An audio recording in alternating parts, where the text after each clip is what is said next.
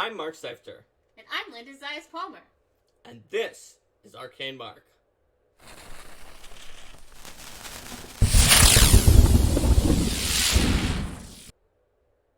Or is it Arcane Mark? It's not Arcane Mark. Let's have a conflict about whether or not it's Arcane Mark. How could we handle this? Well, I mean, the show has literally said Arcane Mark since you came up with the idea for the title, so I'm not sure why you're arguing with me about this. Oh, well, that makes sense. So I guess we don't have a conflict after all. Alright, so today's episode is about handling conflicts. And, well... How much are you going to troll me this episode? We'll see. I might have to be a troll player or a troll GM for some of this, because in every episode up to this point, we typically sort of talk about the idea of we're together as a group to solve this. And sometimes we said we need to do the episode about handling conflicts because just occasionally it doesn't work out that way. You try, and there's some, at least at first, irreconcilable point of views, or at least points of view that are mutually exclusive, such that either one point of view will sort of preside or the other will, and they can't find daylight. Now, sometimes you actually can find a compromise between them. Joe Junger says paladins are an example of this. Well, they're both an example of it. They're both an example of an internet thread that doesn't come up as often in games, and also of a character that can cause this to happen at the table. For sure, that can happen with champions like the classic Paladin and Necromancer, or Paladin and, like, Sacrifice Children to Demons character, or something like that. But it's not always about character concepts that are at heads. You can have playstyle differences, even theme or genre differences in what makes people comfortable at the table. Whether that's between, and it can go in either direction. Like, you might think of, like, the person who's edgelording it out far beyond the rest of the table, but you could just have someone who's like, any amount of damage is violence, and I can't abide by that, so we can't do it. So you can have... We have to be peaceful with everyone. We have to be peaceful with everyone. If we ever have a fight, then that's violence, and it's slashing damage is bloody, and...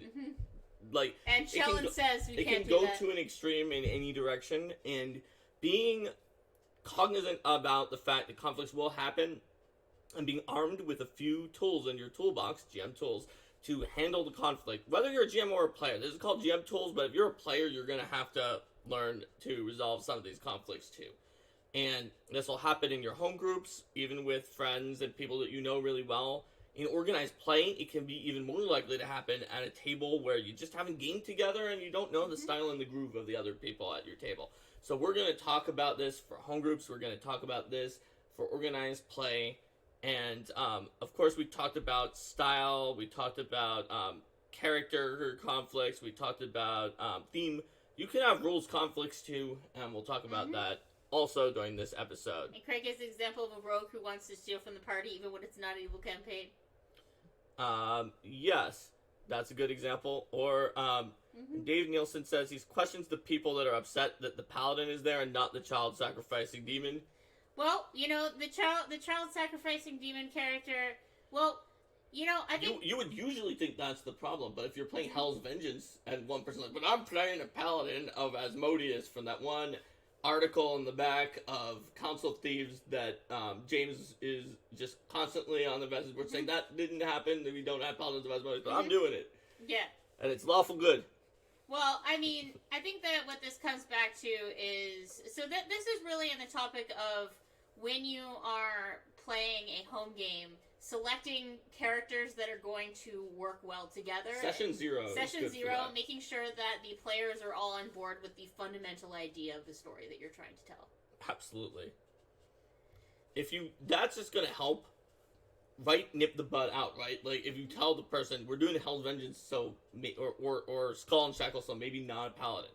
Players' guides help with that in AP, but maybe I'm making my own game, and it's a dark fantasy setting where power corrupts, and absolute power corrupts absolutely, and where paladins might also be off-theme, even though it's not so clearly Hell's Vengeance or Pirates, and everyone actually is being heroic, but still... paladins could be an issue for that one. So If you have realistic conversations ahead of time, that helps you avoid a bigger conflict later on.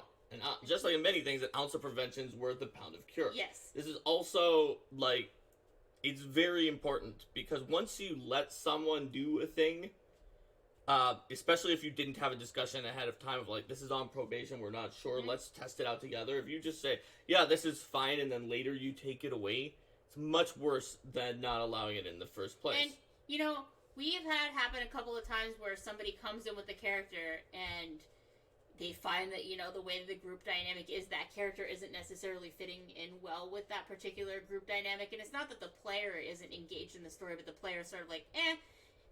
And this is something that would be more likely to happen early on when they bring the character in. It's like, it's not quite fitting right. So being very open as the GM to helping them work on a way either to evolve their character to fit better, because, you know, characters are most fun when they're dynamic and they're able to change their mind based on the experiences around them. Or even letting that player bring in a different character and then having that character still be around to shape the story in a different way. Right.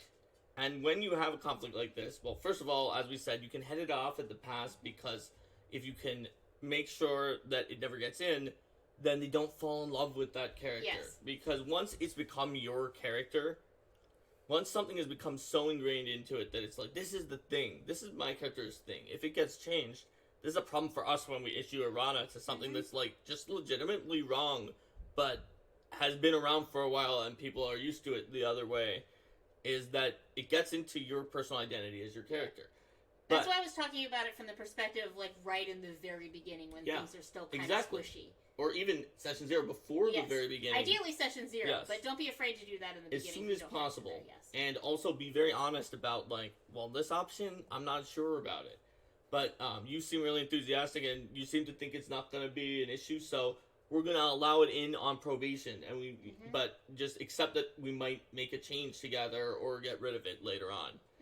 So compromise is going to be something we talk about a lot here, but another one is exactly what Linda did about, so the player is feeling like they don't gel with the group.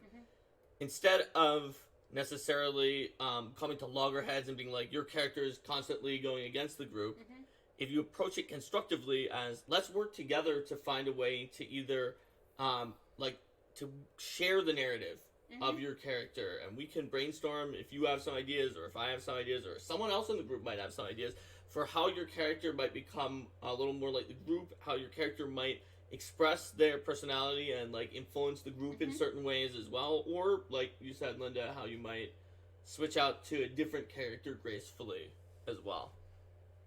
Yes. And I think about that, too, from the perspective of, like, you know, just sometimes if someone isn't having fun with a particular character anymore and they want to explore something else. Right. So I guess when I've seen this example, it's less, oh, there's some major conflict. It's more like, yeah, this person just isn't feeling like they're having as much fun with the character, so they want to switch things up. Sometimes there is. And sometimes there is. And so let's talk about some of the different types of conflicts. So I guess the most common one that you'll find is not necessarily like the Paladin threads. Those are online all the time. But at a table, just a philosophical difference between the characters and possibly also the players about how to handle a particular situation that has multiple ways to handle it is going to be very common, where you have multiple people with different ideas. And how you resolve that is going to depend a lot on your group, and that is going to be, might not even be like an angry conflict, just you have a particular dilemma, or like, oh, there's these people here who are like, they're excavating with their archaeology in a way that's destroying the area. What should we do? We could try to teach them proper archaeology. We could kill them all and take their stuff.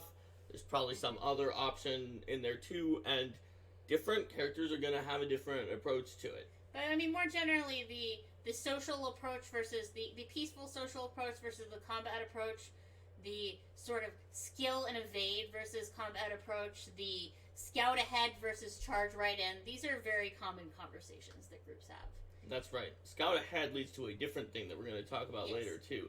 But in terms of how will we approach this situation, you might just have two camps equally strong, or even just one that's slightly more than the other, and they just don't agree on how to handle it.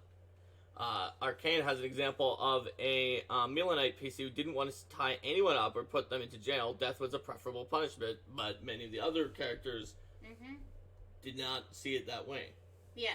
So let's take that as example. You have I am a Milanite PC. I have a Milanite PC at your table, and my character is completely convinced that like tying people up is always terrible. It's an abrogation of their freedom. You have to kill them. And there's also a redeemer at the table who says that we have to tie them up and give them a chance. Yes, and anytime that anyone ties anyone up, I start arguing with everyone and saying like, well, my character would kill them. My character's going to go up and kill them right now. While you're tying them up, they're helpless. They're helpless. I'm going to coup de grace them. For a PF1 example. Or I'm going to stab them. Yeah, or I'll like, just stab I'm them not until they die. I'm not going to do this. Like when you fall asleep, I'm going to go kill them. So in that case, what we should do is say, all right, you know what? That makes sense based on the teachings of Milani in the world of Golarion, but also this Redeemer of Shelyn, it makes sense that she wants to give them a chance to change their ways.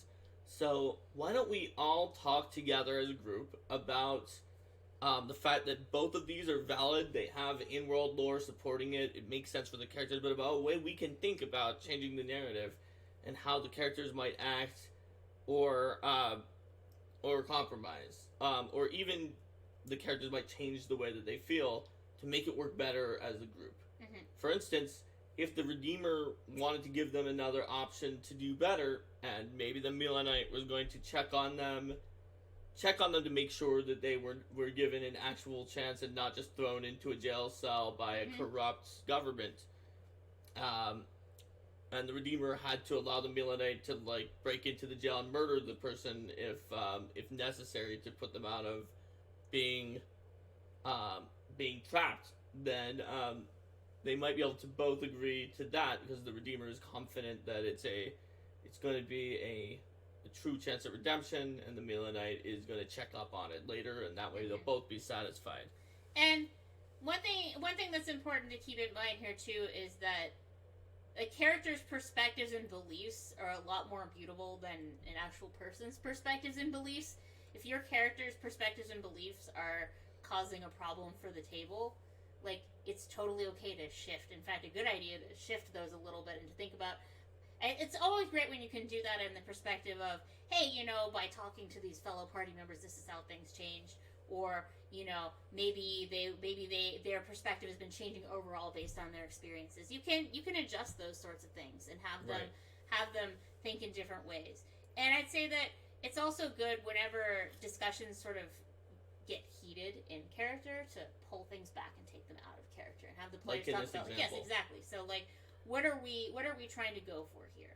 And sometimes like it's not necessarily. I mean, I know there's a lot of baggage around the term. This is what my character would do, but it's not always when someone's saying that they're thinking like, well, this is what I think my character would do, and therefore anyone else has to listen to what I think my character would do. Sometimes players don't know how to play their character, don't know how to help their character get to the position where they feel like they're playing their character authentically without causing the problems for the table. And that's, like you were saying, is a great chance to enlist the help of others. Stump Monkey says, the guide has a great sentence on it. We ask all participants to respect their fellow players and work together to create positive, memorable experiences. Exactly. I want to go back to something you said, which is that player characters are a lot more mutable in their opinions and beliefs than real people. I wouldn't like to change that to say they should be. But actually, sometimes, and what leads to some of these problems in game is that they aren't. A lot of people, especially if they get into this is what my character would do and are not willing to talk about how their character might change the way that they feel, kind of get into a mindset, which you can with a fictional character especially, and I mean, you're trying to play someone who's different enough.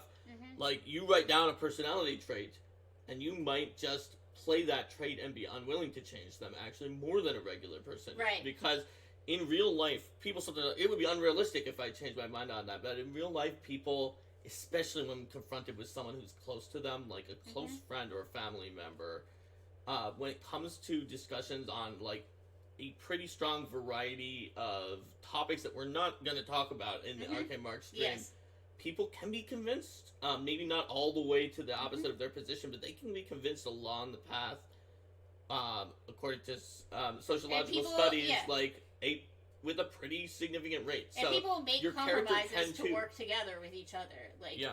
I mean, I guess imagining like that these people that these characters are the other characters, the people in your party are your characters' friends and people they trust and people that they have risked their lives to fight alongside, and you know they have a motivation to try to make things work out with them and not to have this relationship dissolve. If your character is a Shoanti and thinks that the arcane magic is foul chamic magic, but there's a wizard in your group and you've grown close and the wizard has saved your life many, many times, eventually, even if you don't want to accept arcane magic on yourself, you might come to be willing to at least listen to what they have to say and willing to realize that they are an expert in some things about arcane magic, and maybe not everything that you thought about chamic magic was quite the same way. And you there's might ways change to and evolve your views. Yeah, and there's ways to present that opposition that come across differently too. You know, if the players want to have sort of the back end kind of like grumble using that elf magic again, grumble thing. Don't use that magic on me. Then that's a lot for different. Hobgoblin. For Hobgoblin, yeah. Is an example. But like where it's like, okay, yeah, don't use it on me, grumble, I'm gonna complain about this sometimes.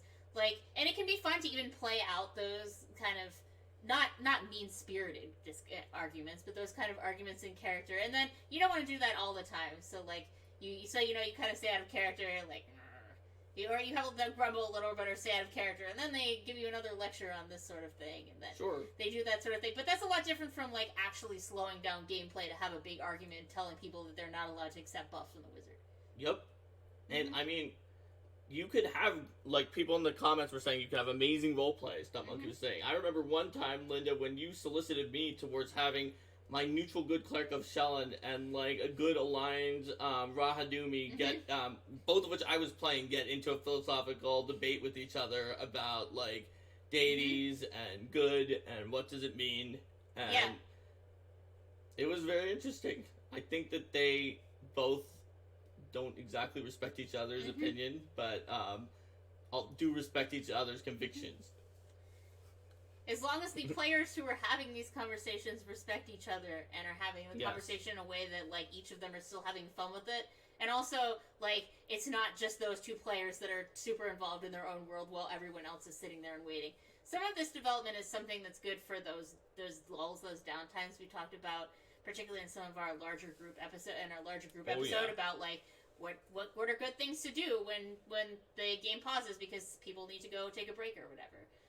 Those types of conversations are great filler for that. Yep. And Joe Younger says sometimes a PC has a particular foible or no-go. Other PCs decide to push the button to draw a response. Yep. And that's one you can also take out of character and be like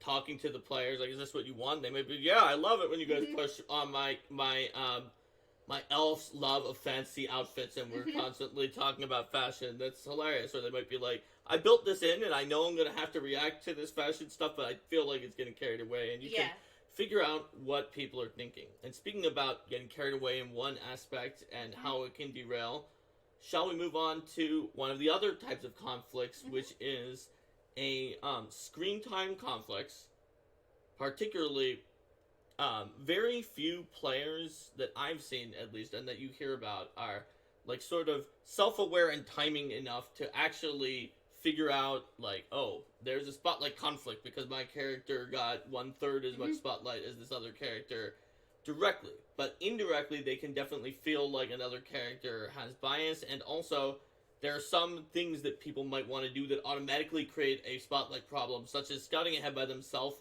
and having a little session with the GM about what they see. In some ways, in Pathfinder 2nd Edition, the scouting activity where it's like, it's assumed you scouted ahead and gave people a bonus on initiative can help. It's like, there's no chance of being caught.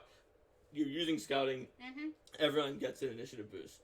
Yeah. But if you're actually suggesting to do something that is similar to the famous Shadowrun Decker problem, where somebody just has this whole side thing that they're just going to do, and everybody else is sitting around. Or that, for example, the PC, someone wants to talk to literally everyone at the party at length, and Or everybody buy else wine has to for move on. 2 hours. That Yes. happened in a Sheffield City game that I was playing in.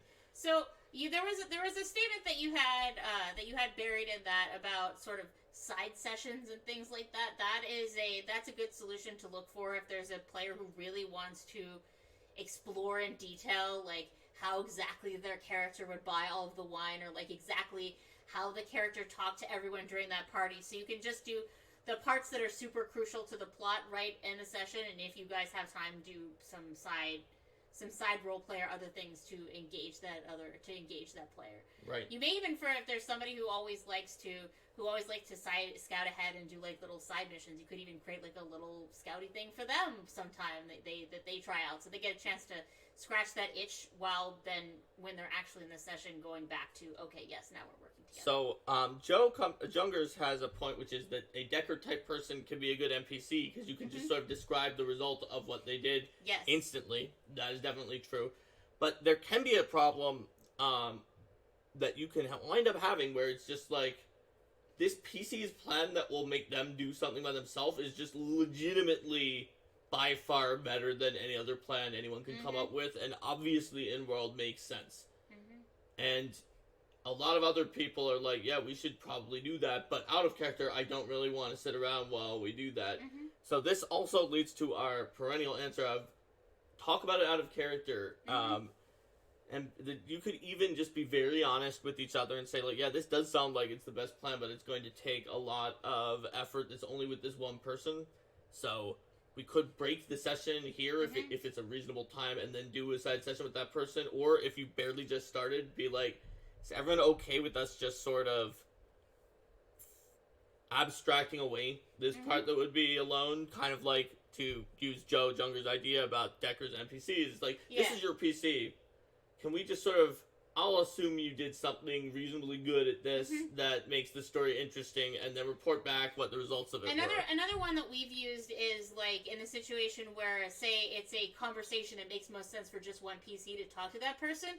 We basically have everyone else being the peanut gallery, where everyone works together to come up with the arguments and statements, then they come up with ideas, and they workshop and they brainstorm what that PC is going to say, so they all have input, and then they see the effects of it. Especially when the PC has, like, plus 40 diplomacy, and the player is, like, does not have plus 40 diplomacy. It's like, makes sense a master diplomat has the brain trust of everyone at the table to or even help just with their even argument.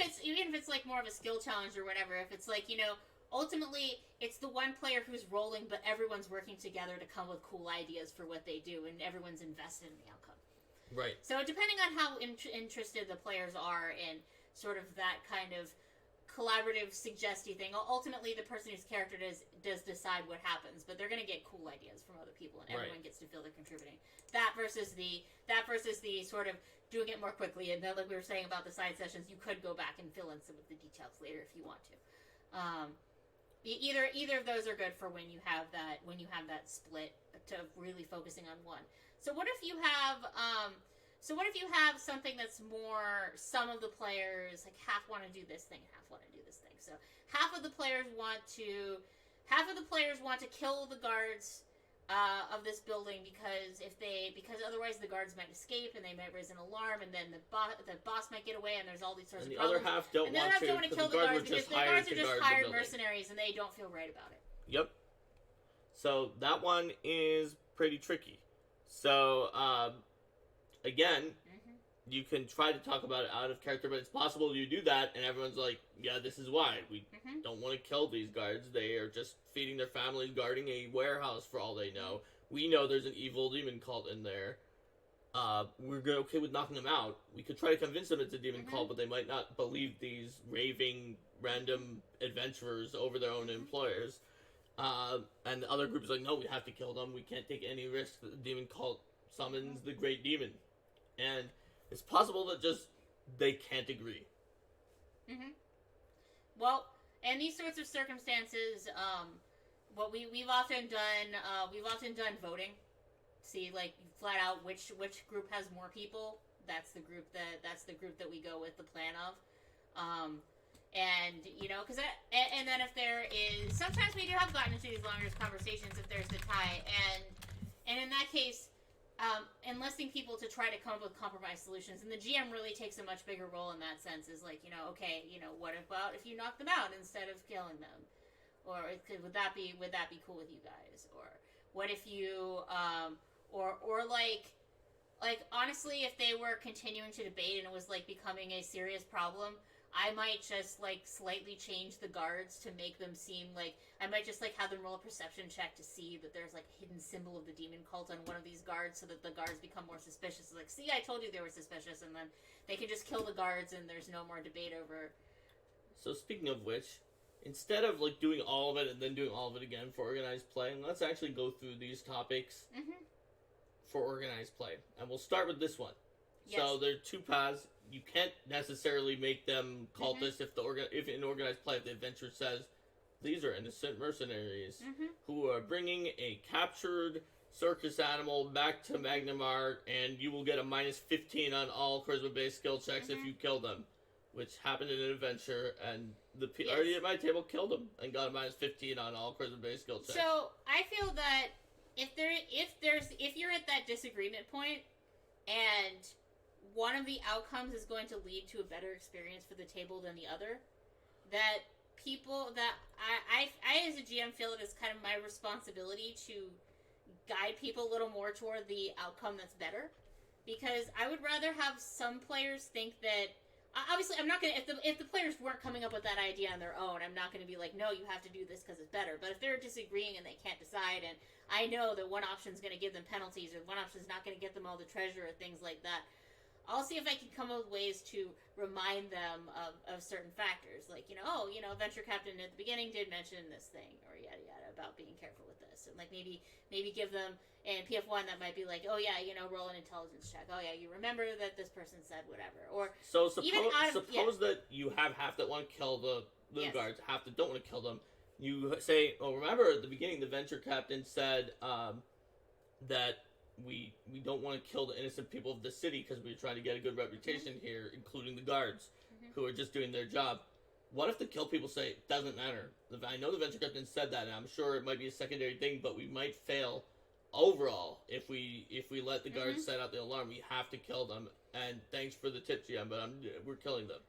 But the other half still say, I don't want to kill them. The GM just reminded us the Venture Captain said to do that. I have that. This is a little more extreme than what I've ever seen, I guess, because but I do feel comfortable pulling back the curtain a little bit and being like, guys, you're not going to lose this scenario if you choose this thing. It's okay. Like, the scenario is not set up to mess you up if you decide not to kill the guards. What would happen if they actually lost due to, let's say there was a mechanic the guards could alert people, but it wasn't very likely because the guards were very easy.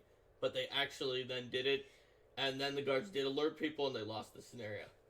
Okay, well, I wouldn't say that that's not going to happen. If it's going to happen, it would be like, what if it was very unlikely because you saw how pathetic the encounters were, and we're like, this is really easy, no one's going to lose. But they did because they got really bad rolls. I wouldn't say it was impossible. I'd be like, it's unlikely that that happen. And then if that happens, it happens. We're getting into some pretty hefty hypotheticals here.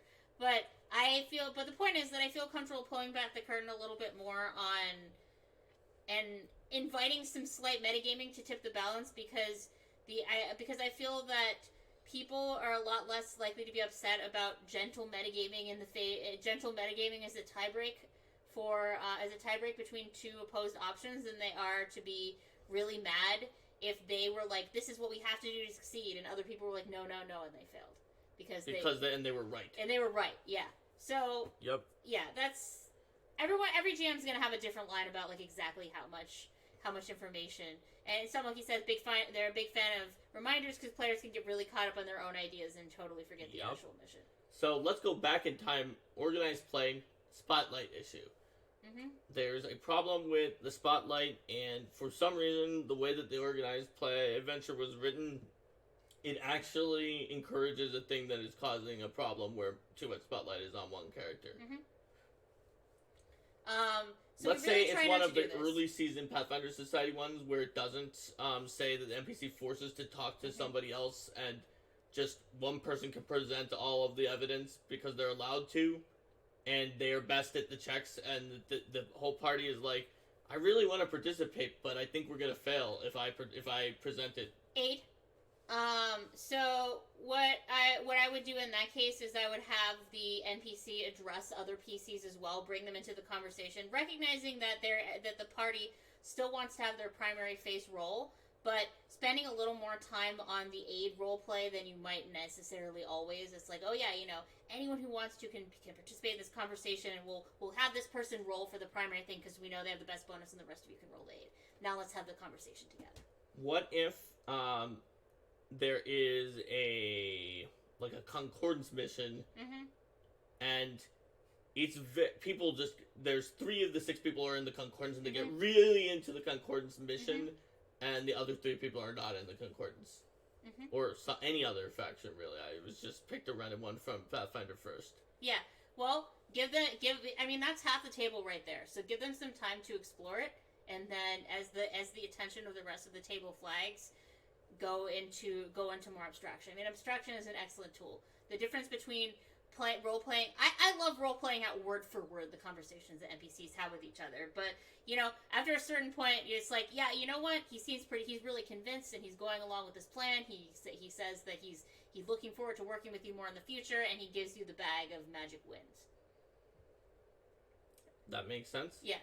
So now let's go. Or saying, like, you talk to him, you've got him pretty well convinced. You guys chat with him for a little while longer. He asks you about your family, yada, yada, yada, and then you move on to this. All right. Hashtag bring back the concordances, Alex. All right, so let's roll back even further, and I'm not sure we even fully addressed this, which is not just a character conflict about what to do, like the Millenite and the Redeemer, but... hold on. Dennis Muldoon has, what are you doing during this time? Give them a chance to play out their reactions and stuff, even if not directly participating. That's a really good point. Yep. Because I remember this, you may have someone who's skulking around in the background, someone who's carefully watching and sense motivating everyone to see if maybe there's some subterfuge, someone who's decided to steal something, someone whose character is bored and who's just kind of sitting there slowly repairing their gear and glowering at the people who keep talking. So that's a huge thing to do. Yes. Even in a published adventure and in organized play, I'm a big fan of, so say the person was skulking in the background and the adventure says, 4 monsters with minus 12 to stealth are sneaking up, and they're just gonna fail, and everybody sees them. To be like, well, while you were skulking around in the background, you noticed these 4 monsters coming. Yes, exactly. So that, I didn't claim that they had to be skulking to do that. Yeah. But it makes them feel like their decision was, and what they were doing during that was helping. Exactly. Or if there's anything valuable to notice in the room while they're not paying attention with it, while they're paying attention to the room, and then they can roll a perception check to notice something about the room, or maybe hear the sound of movement in another area. Think about if there's anything they would notice or gain based on what they're doing. So let's go back. I'm not sure we even answered it completely outside of org play, because we mostly said character conflict of what they want to do, but inimical character conflict. Let's just not have a paladin because of the fact that I don't want to have a paladin here. Let's just say we have a decent human being who is good aligned, and a demon worshiper who wants to murder babies constantly. Okay, and it's not a paladin. Well, this isn't Pathfinder Society. So in org play, you won't have the demon worshiper. This isn't org play because you can't have evil characters. And but to talk about it from the org play perspective, though, there is a session 0 of sorts in organized play, and that is that every one of your characters is a member of either the Pathfinder or the Starfinder Society, an organization that has a part of its fundamental tenets that in order to join it, you've agreed to cooperate with your fellow agents and not screw them over. Okay. So does that mean, though, that if they were, or they found something that, old organized play leadership said was allowed that was actually incredibly evil, and nobody has since then banned it, and they were doing it, does that mean that my character who's playing just a fighter who worships Iomedae has to be like, okay, yeah, just... Well, this is a situation where the GM comes in. If the player is... It's on everyone to work to find a good balance, right? If the player is playing a character that is deliberately provocative and causing problems and is causing issues, then that's the time to snap out of character and have the GM talk to people about sort of what's going on. This can also be handled in character too sometimes with NPC reactions. if the character is behaving in a fashion that is, if the character is behaving in some sort of extreme fashion, having the NPCs kind of just be like, ugh, as they might naturally, and then gravitate toward other players to convince them to tone that down. So you don't always have to pop it entirely out of character, but yeah. But what if the player thinks of the fighter, or just thinks, like, I can't stand by it and let this thing happen because it's so evil? Like, an example of that is, like, some of the really evil deific obediences that I think are still legal in Pathfinder First. Pathfinder First, we actually worked very carefully with that in terms of the clarifications for those. And for the more evil obediences, we specifically said you have to do this other version that isn't as evil. And there's also sort of things like if there are certain obediences, like I'm not going to read out loud the one Night Trish just put there, but there are certain obediences that are wonderful for, and this happens off screen during daily preparations, and we're not going to talk about it. That reminds me of the fact that there's a boon in that is a specifically org play boon for Shattered Star that also makes you do that. That my character got and made me feel super awkward continually. Yeah. That my character had that boon. Yeah. And I was like, well, it gives me these benefits, so I feel like I should use it, but I really don't want to. Yeah. Tell every GM that my character is doing that. Yeah. So I think that's something that we would not allow nowadays.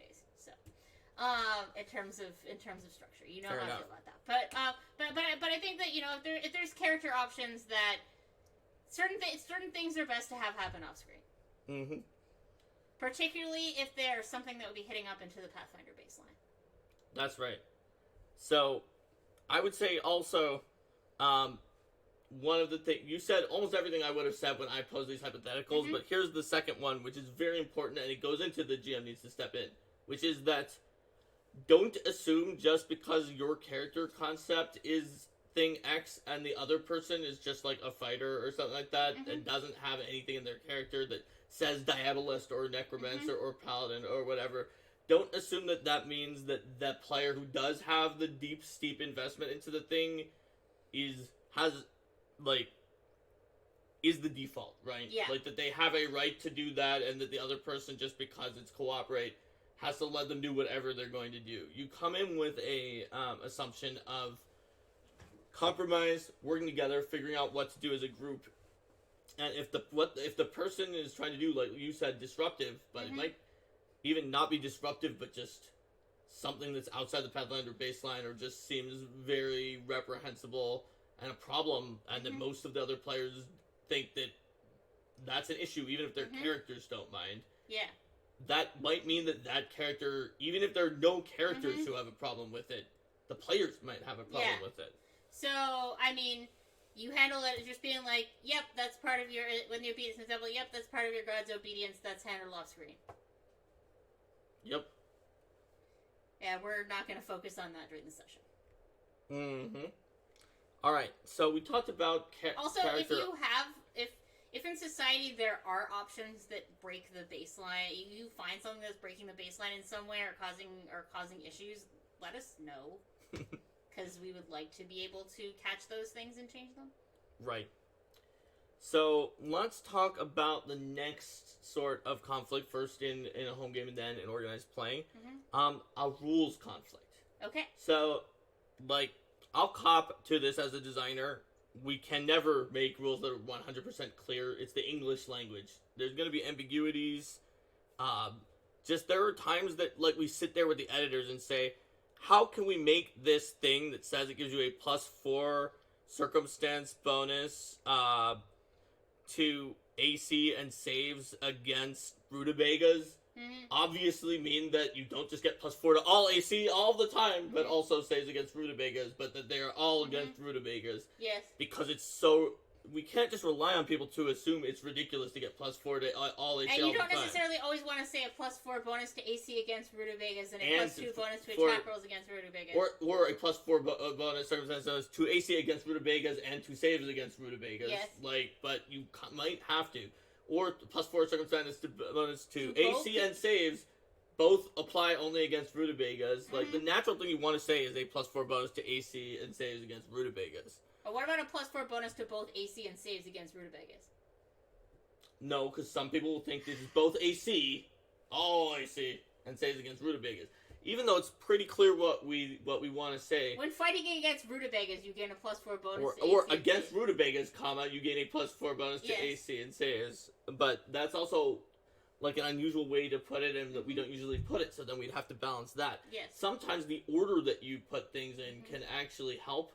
Like, if there is, you could, like, list one thing first and then go into other things later, but it doesn't always. And that's just one example of a sort of a scoping. There's scoping, there's anaphora, where a pronoun refers back into something else earlier on.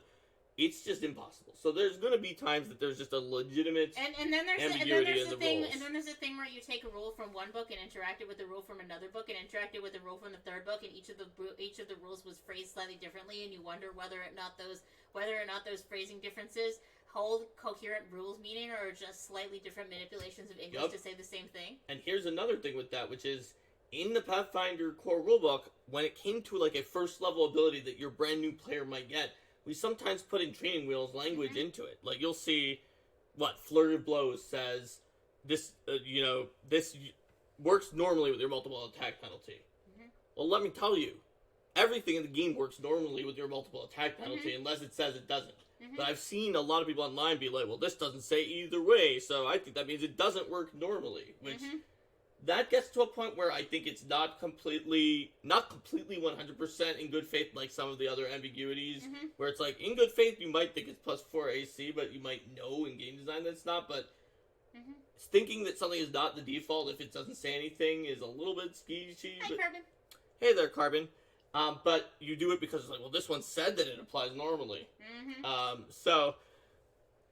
There are a lot of situations where there's going to be a rules debate. Another one that sometimes comes up that I want us to deal with separately is one where it is crystal clear, ironclad that the rule is one way and no one can possibly interpret it the other way, but everyone forgets that rule. An example of that one is you can't make potions of personal spells in Pathfinder 1st Edition. Forgotten so often you'll find them in adventures sometimes. So before we get to that though, in a home game, how are we going to deal with an ambiguous wording of the rules? So let's give a few different situations over who is disagreeing about So it's +4 to AC and saves against Rutabagas. We get attacked by turnips, and my wizard is just suddenly has so much AC, or even just an ogre, and the champion's like, wait, hold on, how is your AC higher than mine? I'm the champion. The wizard, I have +4 bonus to AC and saves against Rutabagas. And the champion's player says, come on, that can't possibly mean that it's all AC. It was from a skill feat about that required farming lore. Yeah. So then as a GM, I'd say, hey, let me take a look at the rule. So, because I'm never going to say that, like, the player who's complaining about the ruling and not disagreeing with it, I'm not going to look directly at that. I'm always going to read the rule myself and any other rules for context. And in this case, I'd be like, It's called Rutabaga Defeater. You are very good at defending yourself against Rutabagas. Thanks to your farming lore, you gain a +4 bonus to AC and saves against Rutabagas. So then I would say, the way it's like... That's how, by the way, that's how the player of the wizard reads it. To AC and saves against Rutabagas. It's like, it'd be like, that's pretty powerful for a skill feat. I'm pretty sure it's supposed to mean this, and in my game it's going to mean this. And I'd be like, I understand that when you selected this feat, I understand what you thought this feat meant when you selected it. So, let's run the rest of this encounter with the Rutabaga feat the way that you selected it, and then after this encounter, you can retrain that feat for free into any other feat that you want. And if somebody had like, my build is based on the fact that I have 4 extra AC, like work with them to swap it out, and always consider that their selection was made in good faith. It's like this doesn't really. Because it's not really what you want for the game, right? To have someone who's like +4 to AC against all things. I mean, this is something. So now let's assume you, as the GM, were like, "All right, wizard, I got your first level. I got a 20 that hits, right?" The fighter's like, "That hit me," and the wizard's like, "Nope, you missed." You're like, "That sounds off. Let me see your AC." It's like, here we go. I have 16 dexterity, And I use my general feat to get studded leather armor, so that's +2, so that's 15 +2 for trained is 17, 1 for level 1, 18 +4 for my Rutabaga farmer feat. Here it is. See, it says that I'm good at fighting Rutabagas and can defend against their attacks. I get +4 to AC and saves against Rutabagas, says the player. So, I think what would you say? And then you thought that was a problem, and the other players were like, oh yeah, I guess he farmed Rutabagas. Yeah. I think it would still be the same way, I think, because the point is that Rutabaga farming feat is an issue. Now, like, if I thought that this Rutabaga farming feat, like, let's say that they're not arguing with it, like, nobody has an issue with the particular interpretation of the Rutabaga feat, and the Rutabaga feat isn't quite so overpowered, and I don't think that the player's interpretation is going to break the game. Like, I would be happy to go with their interpretation. If it's like, oh yeah, this is kind of ambiguous, sure, we can go with the way you read it. As long as I think that that's going to be fair for the game. Now, what if you think that the Rutabaga feat gives them +4 to all AC, and the player thinks that they only get it against Rutabagas? Stun Monkey, a great way I've found to help with not disrupting things mid-game is to ask the player to find the rules text for me while I keep running the game. Then I can check it rather than spending a ton of time finding it and trying to decide how it works. Yes, that's a good point. I do definitely ask the players to find and show me the rules. What if you want it to be more favorable for the player? The player's like, no. Well, I'll talk to them about it, and I'll be like, okay, I would be like, I can see the way you're reading it, but I think that it's fair to run it in the stronger way. And so I'd like to give it to you this way. I'd like to run it this way. And if they're like, no, this is overpowered, I refuse to have it run this way, then just run it the way the player wants. Like, okay. Yeah. Give them the chance to have it more powerful if they want, and if they really don't want to, then don't. So now let's say you're in organized play. Yes. Rutabaga feat. And you look, it's allowed in, you look at the character options, and Rutabaga feat is allowed. There's no clarifications. Because, well, sometimes you have to say you get it to X and Y against Z. What do you do then? I would ask the player to show me the Rutabaga feat, because since we're an organized play, they're guaranteed to have to be able to have the source on hand. Okay. And I would take a look at it, and I would tell them that, because in this case, you're definitely going to get people like, well, my last GM let me do this, and it's like, this is the way that I interpret this at my table. And there is a rule in the core rulebook that says if it sounds too good to be true, it probably is. Exactly.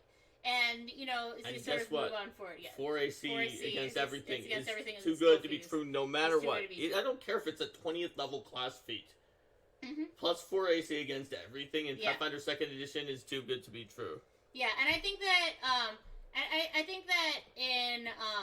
do definitely make those judgment calls. Like, if I disagree with the player on the wording, but, like, it's not something that I think would break the game, I'm a lot more likely just to be like, whatever, and let them run it the way they think that it runs. Because I know that, having that conversation about, no, your character doesn't work the way you think it does, is, like, it takes time, and, like, nobody enjoys having it. So it has to be, like, it has to be worthwhile. I feel like if it's just something minor and subtle, usually, like, I guess I'm more likely to change now that I'm, like, on the organized play team, because I feel like people are going to take what I say so seriously that I should point out things when I find them. But, like, before that, I would definitely let a lot more things go if I didn't think it was going to disrupt the flow of the game. I usually, if it didn't disrupt the flow, I would let it go till the end, perhaps, but I would always tell them, because I felt that it's my responsibility if I notice, because some people won't notice, because as a Pathfinder Society GM, I definitely came across people who just had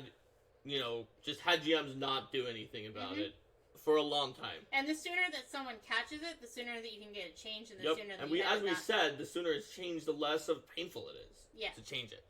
So, and if it's something that comes up a lot, like, we do appreciate people posting in various places. Rocket Lettuce just talked about posting on Arcade Mark. Generally, like the Paizo forums are the Discord invite.gg/Arcade Mark. Generally, the Paizo forums are a really great place to put requests for clarifications and things like that, because we do. Sometimes it takes a little while for us to go through stuff, but that is a place that we'll go through and we'll comb and we'll gather lists of clarifications to put in. We'll see, like, hey, people are having an issue with this particular rule. Can we clarify this? So let's move on from the ambiguous but you can probably tell what it is, or Mhm. maybe even can't tell what it is. And move on to the... This is clear cut. You Mhm. cannot make a potion of a personal spell. The only place where it says that in the rules in Pathfinder First, Mhm. and hey, in Second, don't even worry about this, Mhm. right? In Pathfinder First Edition, it just directly says that you can't. There's no room to argue that Mhm. you can. Yeah. But it's also very commonly missed Mhm. because it's just in there and people don't realize it. And they make a potion of shield, right? That's in adventures all the time, or True Strike, or something like that. So what do you do if you have that person at your table and you know it's not a gray area? They're wrong. In that case, I would point out to them that those are not that you. It's like, hey, I know a lot of people. I know like there's a lot of examples of personal only potions, even in Paizo published adventures, but actually those are not part of the rules, and so you can't actually purchase those in organized play. And then I would say, and then it's like, so don't use those during the session, and then probably after the session, I would quickly go to like the magic chapter and find the place where it says like that you can't do that, and then basically be like, yeah, please go ahead and sell back all of these for full, because generally, like, if a player bought something that's illegal that they can't possibly have, like, you don't have to sell it for half, just sell it back for full. And Linda, you demonstrated a very important thing that we probably should have mentioned all the way through, which is be non-confrontational. Sure, they might have been nefarious in trying to cheat the game, but there's a lot of rules. Most people are just making a legitimate mistake. And even if they were cheating, they'll respond better if you just pretend that they were making a legitimate mistake. No one benefits when you turn things confrontational. You might as well just, like Linda did in that example, be like, even Paizo gets it wrong a lot in the ventures with these personal things. It's real easy to miss, but as you can see here, there are no potions of personal spells, so... and then just be completely understanding.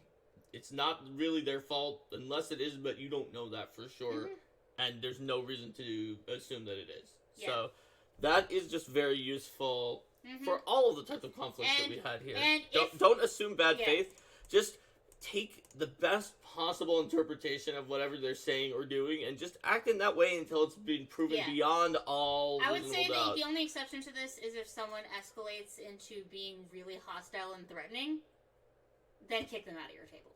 Like, there is a point when someone's behavior transcends, like, being kind of troublesome at the table, and you can all work together to form a compromise, and gets to the point where it's just like, no, get out. So, what do I do if, let's say, I'm a player, and the person who's cheating the obvious rule, or not even cheating, just running it wrong, is another player? So, let's say I'm coming to organized play, and the GM and the other players know each other, and one of the players is just using shield potions. Like, I'll give everybody, and they're not being a jerk about it. They're like, I bought extra shield potions for everyone. Like, always, here's a free shield potion for everyone at the table. They're friendly. They're trying to. We can all get 4 AC from this. Drink it up before we go in the boss room. So before I answer that, we're quite done with that point. And Stomoki has a really good point to have here. If you're not comfortable with confronting people, talking to your local organizers, your local venture officers, and asking them to help you. Oh boy! Talking to, even like if you're playing in a game store or some other, or like a convention or some other venue, getting security for that venue, getting someone who works at the game store to help you out, like. Or, if you're in a situation where you, for whatever reason, can't kick them out of the table, but can later on be like, yeah, let's figure out how to ban them from this venue. Yep. Nobody should have to deal with a situation that's uncomfortable and hostile. So you're talking about the shield potion. So I'm a player. Yeah. The GM is like allowing this, and it seems like everybody's been doing this all the time, and I know that you can't do it. I would probably I'm definitely right because it's the shield. So I'm probably like, I thought you couldn't make potions of personal spells, and I might look it up and show the GM that rule. Okay, and what if the GM says, well, that's how we've always done it, so we're gonna just keep doing it that way? I would be like, okay.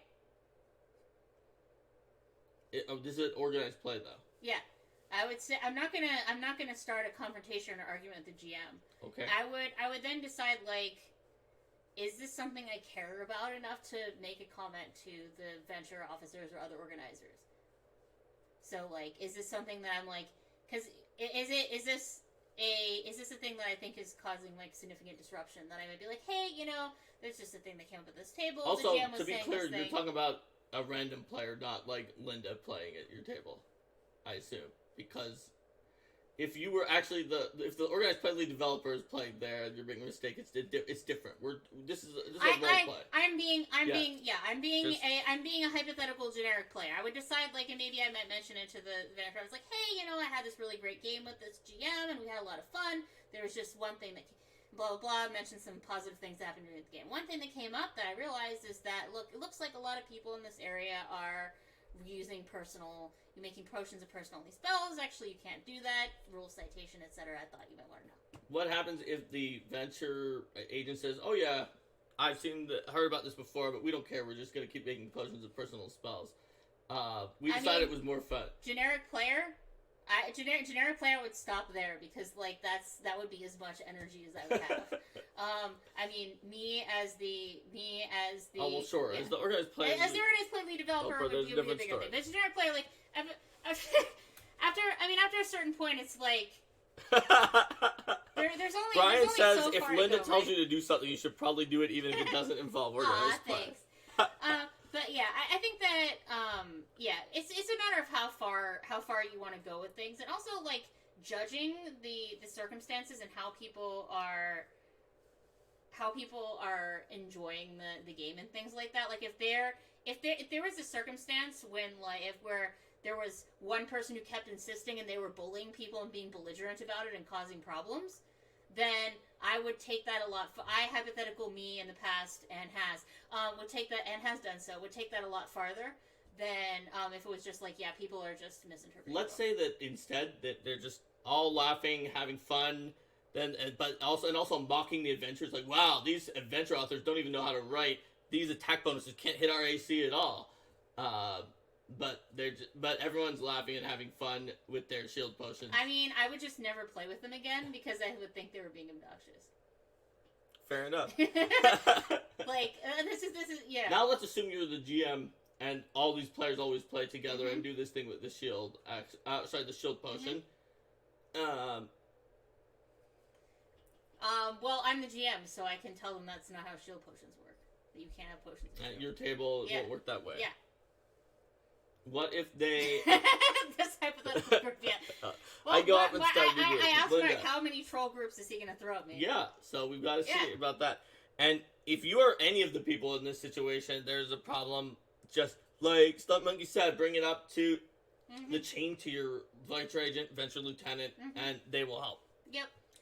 Because ultimately, every GM in organized play is a volunteer, and so are the venture officers, and they are awesome at helping to deal with situations. Laughing at the gang designers bit certainly isn't a regular feature of Mark's Nightmares. No, this is more of my like. That's not me. I don't write adventures. This is more of my thing when people are like. I'm going to build the most optimized character ever, and then I'm going to go online and complain about how the scenarios are too easy. Yep. It's a little bit. Yeah.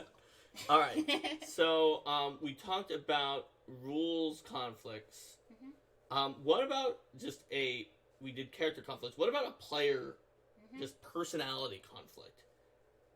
Or maybe not even personality, just something about a player conflict, like somebody doesn't like the way that another person smells, or that somebody doesn't like the way that another person looks, or somebody doesn't like the way that another person's that their personality is at the table, that they're like domineering or aggressive, or that they're just standing back and not doing anything, or even that they are just not literally skipping their turn and not contributing to combat while the rest of the party dies, or something like that. Actually, that's in character. So we'll do personal conflict. Okay. Well, you mentioned a few different things here. You mentioned nobody likes to be the GM who has to have the conversation that somebody needs to work on their personal hygiene. But I think it also depends on your relationship with the people that you are your relationship with the people that you're talking to in these circumstances, and how disruptive certain thing is, and if it's actually a problem. If somebody, your middle one, if I'm a GM and someone goes out to me and they're like, I don't like how this player at your table looks, like, let's say they're covered in, like, Oh my god, we're about to. they're covered in oozing cuts, and they always put their feet on the table, and their feet are, like, crusted up, and they don't wear shoes. Can we, like, pick things that actually happen? Alright, so... Wait, hold on. I have definitely heard of situations where companies had to make a shoes... So please, you have to wear shoes policy. Please put... Can we pick examples that might actually happen? Katrina says I'm being a little extreme. Yes. So, but the point is that there are certain complaints that someone could have that are reasonable, and there are certain complaints that someone could have that are inappropriate to the point of being discriminatory. All right, so let's say they had an inappropriate to the point of being discriminatory comment where they were like saying something inappropriate. Yeah, something inappropriate. I don't want to get into specific examples here, but like they said something inappropriate about that. I mean, like for me, like I would be clear with them that that is not that the society is an inclusive organization, and like this kind of comment isn't cool. And if they're like, well, you should whatever, then I'd be like, well, you can walk away. Like, frankly. All right. Yeah, but to go back to like more, I have never had an issue in all my games of someone being like saying something that was like super inappropriate in that regard. I mean, I certainly had things where there were personality conflicts at tables. People who have very high energy, people who have certain neurological differences, who then come into conflict in the way that they play. And I think this is very much the realm of individual conversations with the GM, with those people that you handle sensitively, and you give people chances. You assume that people are acting in good faith, and you try to find ways for them to work together. And you recognize that sometimes you may have a situation where two players just aren't going to get along, and like you don't want to have them at the same table. All right. And that's no one's fault. So we did player conflicts there. And we've done character conflicts, we've done rules conflicts, we've done spotlight conflicts. I think that we've covered... Oh, you're talking about like somebody who had like severe bronchitis and he had to ask them to step away for a bit. Yeah, I mean, like if there's like a health... Yeah. Like you can sometimes have these certain circumstances where you need to... Right. You need to manage things, and doing that in sort of the most respectful way possible. We did spotlight and pacing. I think that we've covered a lot of the typical conflicts, but if any of you have had a sort of genre or type of... Oh, well, I guess genre reminded me. You can have a theme or genre conflict among players, and that could just be in what overall feel of the game that they're looking for. And that's not even necessarily in one micro decision that's happening. Yeah. So let's say that Mark is playing a super funny, super comedic character who doesn't take anything too seriously, and he's just having a good time and joking around. I'm playing a character... grimdark survival horror character. I'm playing a grimdark survival horror character. Where everything is too hard and the pieces are going to lose. And then to go from the chat, it looks like David Nielsen in the chat was talking about an optimized character to make scenarios easy. So maybe David is playing with us, like when we were back in Boston, and he makes a character who's superheroes. He's super... The concept is like superheroes, like 4-color Superman, punch everything out, bullets deflect off of me. So, and those 3 characters are in there. I am just this silly toon. He's 4-color Superman, and Linda is grimdark. The world is out to get us, and nothing is safe, and everything is too hard. We have to run away. So home campaign. This is definitely session 0 territory, and this is I think part and parcel of why doing your character introductions during session 0 is a good idea, because there's a lot of these basic personality things that you can suss out when the characters first start interacting with each other, and in that first session where they have their first challenges, and you see how they go about them. In organized play, like, frankly, part of playing society is recognizing that you are going to be in some of the most eclectic and bizarre adventuring parties ever. And I'd say this is, again, part of the Session Zero of the Pathfinder Society, is recognizing that you are part of an organization that not only is a world-spanning and diverse organization that's full of people with all sorts of different motivations, it's also full of, just because of how people build their characters, it's also full of a surprise number, like an extremely high number of people who are like super special and have all these giant stories, and they're like different from everybody else, and they've got like all these cool things that they do. We all have Gavin the Mistforged. Yeah, so like there's a certain degree of the society. The society is filled with people who are exceptional in all sorts of ways. PF Emerald HR throws darts at a board of agent and pick a group, says Stuff Yes. Monkey. Yep. I mean, it's always funny to give those briefings where the venture captain's like, and that's exactly why I picked you guys for this diplomatic mission, and then the party's like, he, the highest charisma in this party is 8. 3 shark shots and nails to solve. Yeah. So I consider that to be part of the Session Zero of the society. And so, like, if I'm the GM for a group and I have some people who want things to be more grim and some people who want to be more comedic, like, I will try to slant encounters toward the different preferences. So I might have a GM that I might have an NPC that I play in like a more lighthearted and slapstick way, and then when you have this encounter that's against undead, then describing that in a more creepy way. As we said in horror can be set off well with comedy. Mm-hmm. The problem, I think, is not the comedy in the horror person, which is why I threw in the Superman. Mm-hmm. Because I think the Superman could work with the comedy, Mm-hmm. maybe, but is not going to work with the grimdark, everything, survival horror, everything is on the seat of our pants. Just one of those people is not going to get their theme. Frankly, the society is generally not. Society games are generally not, with a few exceptions, grimdark, survival horror, and theme. So Sure. that's something to keep in mind when Well, we're building not a talking about character. just society, Yeah. though. Well, What if you're playing Tyrant Scratch? Yeah. Well, that's what I say, that I would think that was something you could probably try to catch earlier on by seeing how they respond to the very first challenges, by seeing how they talk to each other in the Session Zero, by seeing how they react when something dire happens. And this is something to talk to you about the character. This is definitely an out-of-character situation, because it can be a lot of fun to have the characters where one of them is like, yes, and we will do everything. Maybe the superhero person, maybe there's a little bit of both. Maybe the superhero person is someone who's relentlessly optimistic, and the grimdark survival horror person is more pessimistic in their outlook.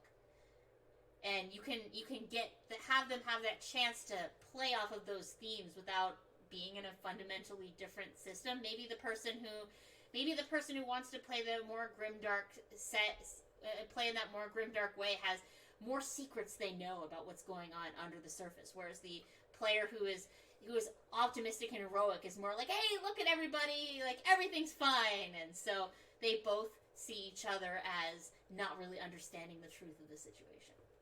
It sounds like in this case the grimdark person is correct. Or maybe the grimdark person, and the optimistic person is naive. Or maybe the grimdark person is following a bunch of conspiracy theories. Maybe it's ambiguous, at least for a while.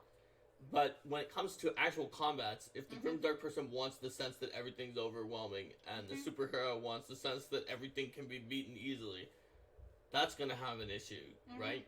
Yeah. Because let's assume the party's optimized to a certain level, and the GM can easily throw something that will challenge but be overcome, or they run away sometimes, or that is a cakewalk with perfect ease. They do not want the same challenge level of opposition. Well, I mean, then I guess it depends on how strongly both of them feel that way. I would say that you probably want to mix up the difficulty of the encounters. That makes sense. So you have some that are heroic cakewalks where they get to feel awesome and like they're super heroic, and some that are real challenges. And talk to the players about, hey, there's some different things that more people want different things from different aspects of the combat in this game. So I'm going to run some combats that are going to be more along the lines of what some people like, and I'm going to run some combats that are more along the lines of what other people like. And then if you can talk to the players about investing more of their focus and energy in the combats that are what they like. So like if So the heroic person, so if you're the Grimdark Yeah. and David is the superhero, Yeah. For whatever reason, yeah, and let's say I'm the cartoon comedy Yeah. character, and we have this GM, Mhm. and it's probably Lisa, to be honest. Mhm. But the GM is running it, and I, as the comedy person, say, okay, well, that sounds like a good compromise, but how am I or any of us supposed to know if this is the one that seems really strong, but that actually we're going to destroy it because it's the superhero fight, or if this is the one where we actually have to run away because it's Grimdark if we're going to be changing between the two of them? Communicate the tonal shift by the way that you set up the encounter. Like you can just describe the encounter more ominously if it's like this big. You can have like this buildup of dark energy in the room, or when that first attack comes down and you see how hard it hits, or encouraging people to use knowledge checks, use recall knowledge to figure out about what's going on with these encounters.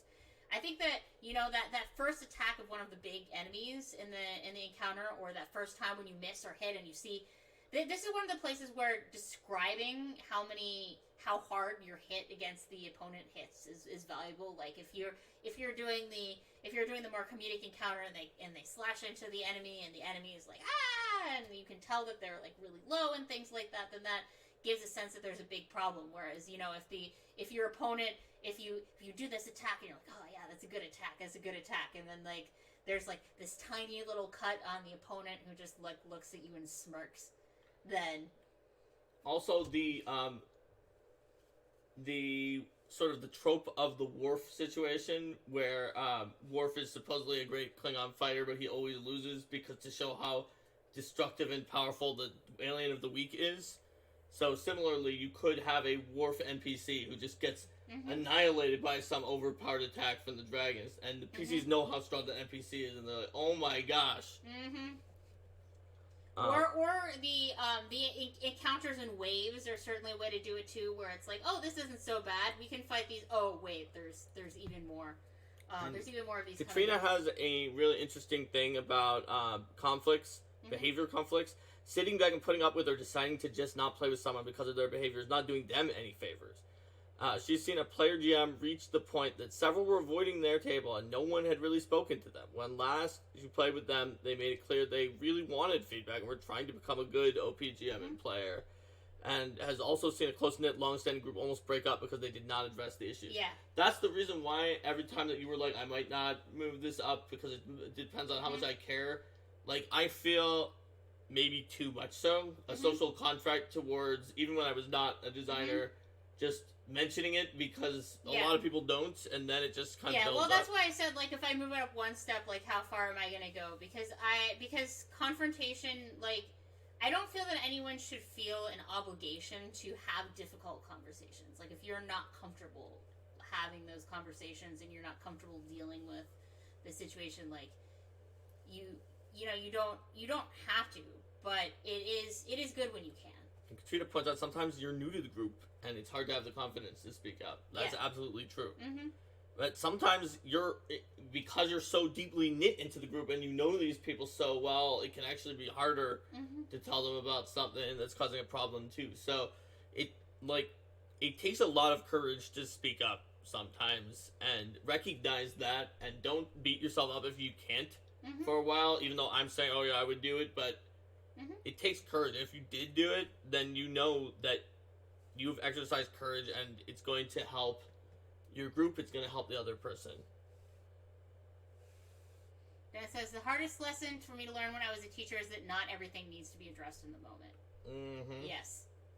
Teacher skills are actually very helpful. Sometimes that conversation goes a lot better after the game. Yes. That's definitely, like, and we've mentioned that a few times here, but I think that's worth highlighting, that waiting until that, especially because if it's an awkward conversation, like getting up and being like, I need to talk to you over there and disrupt the game, that like very much has everyone be like, oh, what's going on over there? What's that issue, or things like that. It puts them on the spot. They recognize that they're pulling away from everyone else's game time, that everyone's paying attention to that.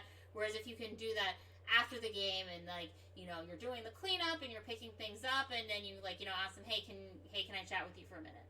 Right.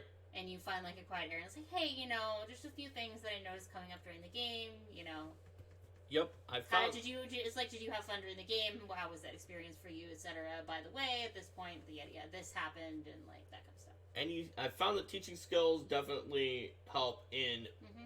problematic situations when it comes to GMing, and like in GM 201 when you and I took it, Mhm. like definitely you used your teaching skills in Mhm. some of the deck of many situations where you're rated for handling really Mhm. difficult scenarios. Well, I mean, generally, like I know I feel like I'm beating a bit of a dead horse here, but being polite and respectful and assuming that people have good intentions and that they are and that everyone is looking out for everyone to have a good time. Maybe like maybe they didn't.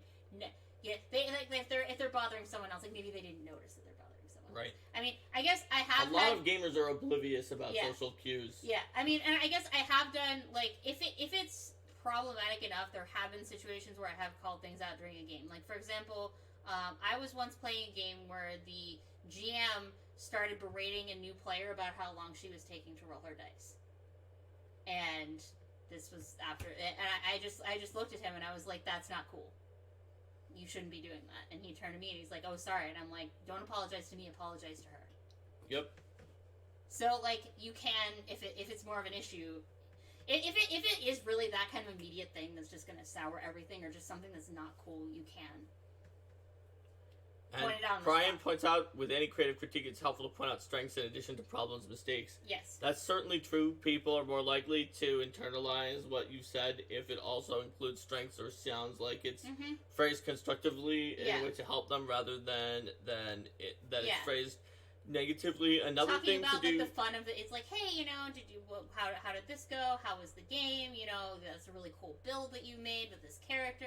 Yada yada. While we're talking about calling someone out and getting a good response, Mm-hmm. it's very, very important that if you, let's say that you have a problem player, we're continuing on in here, or GM, and let's say they're a big problem. Mm-hmm. They have 17 bad GMing habits. Mm-hmm. Okay, so but you really want to help them, but they even say they really want to learn, and Mhm. they seem like a nice person, but like their tables are horrific because of 17 problems. You should not tell them all 17 of them Mhm. at once in a list. Pick a few, especially if there are any that are bigger than others, to focus on, and be like, there are some issues we're gonna cover. We're gonna cover these that are really causing a problem right now, and I might be able to tell you more about things later. Mhm. Here's some things you're good at, and these are the big top line ones, because you will get lost in a long string of And then of it's too many issues. things to think about. It's It's too overwhelming. many things and to think the about, person so feel terrible. They're overwhelmed. They feel terrible. They won't change any of them. And worse, let's say that there's one of them that you don't really care about, but that is less solid. Then it's like, Mhm. well, let's say that the problem with the GM include in one of the lists. You've now run 12 scenarios, all of which have been TPKs in the first encounter. Mm-hmm. And another thing is, at the beginning of the session, you don't give players enough time to introduce their characters. Yes. So if you include that, and then you go through this long list, and they're like, "Wait a minute, I gave 15 minutes to introduce characters at the last session." If they Yes. argue with one of them, they sometimes might feel like that counters your critique. Mm-hmm. Or if they fix the one that you don't care about, and they now time their character introduction, but still TPK in the first encounter. And Joe has a good point. Fixing some of the big ones may lead to solving the little ones That's too. If you right. can organize them more into umbrellas that you and then instead of like here's these 17 things that are wrong, pick like here's 2 things that would be good to work on, and like and then give like examples of ways that they can improve. Give examples of ways that they can improve in that particular model. And Zathos points out scaffolding is just a technique that is applicable a lot of the time. So if it's like, hey, I've noticed that, some of your sessions tend to, like, how can I improve? And then it's like, hey, I've noticed that, like, you get really into the role play and everything that you're doing in the session, and it's really enthusiastic and it's really great. And as you get more toward the end of the session, like, time being the way that it is, things start to slow down a little bit, and you can get a little bit rushed and things like that. So, like, talking about time management. So then talk about like, here's some would you like to hear some tips for time management, and then going into some of those. Like we've talked about this. I pick an example of like if a more egregious version of me who like was just always getting to the end and then having to rush and not doing well in the end. Yes, and Monkey has an excellent point. If they're in your games, you can help teach through providing an example of good practices for them to follow and emulate. Yep. And also, like, if you're mentoring someone, acknowledging their improvement and being like, hey, I noticed you did a really great job with the timing on this. Like, the last encounter felt like it was paced great. That's right. And Rocket Lettuce gives a great example. Here's the thing I've struggled with. So, like, give an example of something you've struggled with. It doesn't have to be, like, the exact same thing that they're having trouble with. Right. Like, just like, hey, you know what? I've struggled with this. Do you have any advice that you could help me with that? Exactly. So, I mean, I think that it comes from a place of not presenting yourself when you're giving someone advice as, like, the amazing GM who has all of this amazing insight into everything and knows everything, gets everything right. And Joe Junger says praise publicly and correct privately. Yes, which is also true. Unless the praise is like very specifically directed to in a way that would make it clear that it was connected to like, oh, I noticed you did a lot better on this thing. Or unless the correction needs to be public to show that you're supporting someone. Like Linda gave an example there, especially if you're supporting someone who's been often marginalized, they might not see that you corrected it privately, and it can actually make them feel more welcome if something happens publicly. But usually, praise publicly, correct privately. From management. Yes, I give that not as a well, actually, but as a there are a few exceptions to this, but this is an excellent general rule. But I think in general. Any way that you can sort of teach someone by example, or even you could just, you can make up something, because you can't use stars or glyphs for this. It's about the number of games, and the final thing is the final thing. But if you just have if you're in an organized plan, you just have a local thing that your lodge does that's about certain, I don't know, you make something up, and you just decide that, like, hey, at a certain point, you're going to try to get this thing. And so that people feel like, rather than saying that they have deficiencies, that they're working towards a positive prize, and that by fixing these things is not like you need to do this because you're terrible, even if right now some of them are terrible, but at GMing, but that is instead, you need to do this because you can do this if you want, and it's working towards getting this thing. I mean, you're leveling up, essentially. I will point out that measuring GM quality is extremely challenging. As evidenced by the amount of time that the combination of the organized play team and a group of very dedicated volunteers who provided us with their feedback on this took, the amount of time that took to like come up with appropriate metrics for 5 stars. Measuring GM quality over an entire campaign is nigh but impossible to do completely, but you can at least know what you want to see in your local GMs, what you want people to strive towards. Probably you might not, but you could write it out, and you can make your own more easily for a smaller group. That you like, okay, well, in this, let's make sure everyone is good at time management, role playing, and keeping combat encounters going in an interesting way. So you can come up with your own stuff. Let's see. Katrina says, good news is we now have a rubric we can use for any game at any level and know what we're striving toward. Yes, it took a lot of effort from a lot of people with teaching experiences. I think it started out from one of our venture captains who had teaching experience, who's like, let's try to figure this out. And it took very, very long time. And months and lots of workshopping. Yes. Yes, I think that 5-star rubric is a 5-star glyph nova, etc. rubric is very useful. Right, and that it's also just a way you can point someone towards it and be like, if you want to be the best, you got to follow this rubric. So you can use the rubric instead of yourself as a way of helping someone who might be falling behind. Be like, if you want to get all the way up to this rubric in this area, you'll need to improve one of this thing. One of the critical things I think with the rubric and the way that we look at 5 stars is the idea that you do not have to be the best in every category to be an amazing GM. And recognizing that, people are going to have on days, people are going to have off days. There is no such thing as a perfectly run session in which the GM makes no mistakes and couldn't have done something better. Yep. Even the one that was considered like above and beyond and gave you extra benefits still said you made mistakes, but that you handled them with grace. Yes, exactly. Like, it's not, nobody's going to have a perfect session. That's right.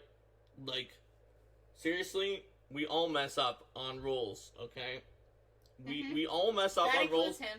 I messed up today Liz told me, is like, hey Mark, this thing that you submitted to the APG didn't follow this other rule exactly. Should we call out that there's an exception? I looked at it, I was like, oh yeah, I literally wrote this rule. Nobody ever changed it. It was the same rule that I wrote for building that kind of thing, and I missed one of the parts of the rule and did not follow it when building that kind of thing. I was like, good catch. Let me look at these. I think that they're balanced, the thing that I actually did, so we could say that they're an exception to that. But I didn't follow my own rule. Yeah, and Joe has a good point there. Ultimately, you want folks to have fun, and that's sort of the good GM guide. The good GMing guidelines are to the goal of running games that move smoothly, that move quickly, that have different areas where the GM generally understands what the rules are, can keep the pacing going, and present the story in an interesting way. That's right. Don't let Alexa hear you say there's no perfect GM. Yeah. You know what, Brian? Don't let Alexa hear you say is something that's close to my heart, because sometimes when the Alexa people were doing their thing, it was like near to us, and we were like, is Alexa just like listening in on our design conversation? Like, what's going on? Yeah. Voice things like, well, because like on soon she's just gonna design her own new Pathfinder, and we're not gonna need designers. I definitely keep like for Siri on my phone, like it's turned off unless I press the button to turn it on, because otherwise it like picks up little things, and I'm like, I don't know how I feel about it listening to my speech all the time and then just waiting to hear me. Yeah. All right. Anyway, I think we've now covered all the types of conflict, plus a really good thing about confrontations and conflicts and improvement that Katrina brought us in at the end. That's great. So let's move onward toward the end phase, and that starts by saying goodbye to YouTube. So bye, YouTube. See you next time.